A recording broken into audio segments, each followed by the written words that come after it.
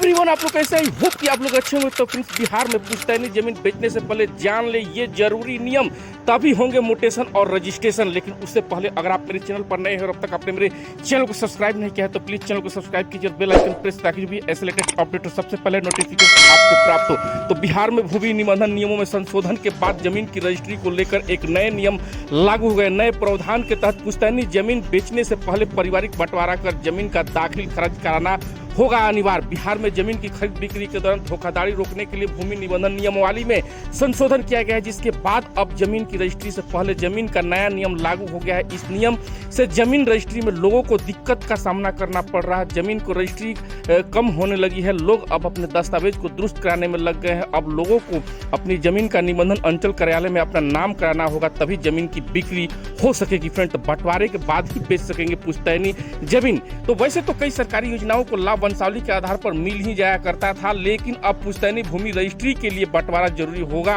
लोग तभी जमीन बेच पाएंगे जब अब उनके नाम जमाबंदी दाखिल खारिज होंगे। पुश्तैनी भूमि बेचने से पहले पारिवारिक बंटवारा करना होगा, जमीन की दाखिल खारिज करानी पड़ेगी। नए प्रावधान में दाखिल खारिज रसीद पर बेचने वाली जमीन का नया पुराना खाता खेसरा नंबर जरूरी है। दोनों खाता खेसरा नंबर नहीं रहने पर निबंधन नहीं होगी। इसके वास्ते निबंधन विभाग ने अपने ऑनलाइन सिस्टम में भी बदलाव कर दिया गया है। मैं बता दूं कि जमीन खरीद बिक्री के लिए चाहिए होगा दाखिल खारिज का नंबर। जमीन की खरीद बिक्री के लिए जैसे ही सिस्टम में लोड किया जाएगा, कंप्यूटर सबसे पहले दाखिल खारिज का नंबर मांगेगा। निबंधन दस्तावेज में अपनी संपत्ति की जमाबंदी संख्या, जमाबंदी जिल्द संख्या और जमाबंदी पृष्ठ संख्या की जानकारी देनी होगी। तो मैं बता दूं कि इन नियमों का जानना बेहद जरूरी है। 3 पीढ़ियों से जमाबंदी नहीं होने की स्थिति में पहले वंशावली बनाए, फिर इसी आधार पर पारिवारिक बंटवारा करें। पारिवारिक बंटवारा के बाद जमीन का दाखिल खारिज कराएं। रजिस्टर 2 की स्थिति खासकर रजिस्टर के पुराने मामले में सतत प्रक्रिया के तहत इसे पूरी तरह से दुरुस्त करने की कायदा जरूरी है।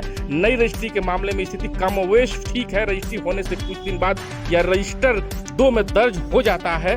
तो मैं बता दूं कि इससे क्या क्या फायदा है।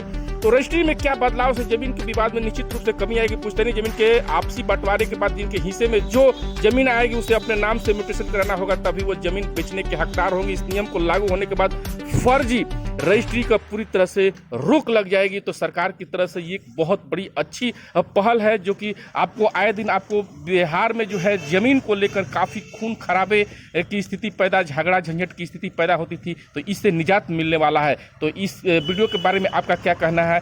जय हिंद, जय भीम।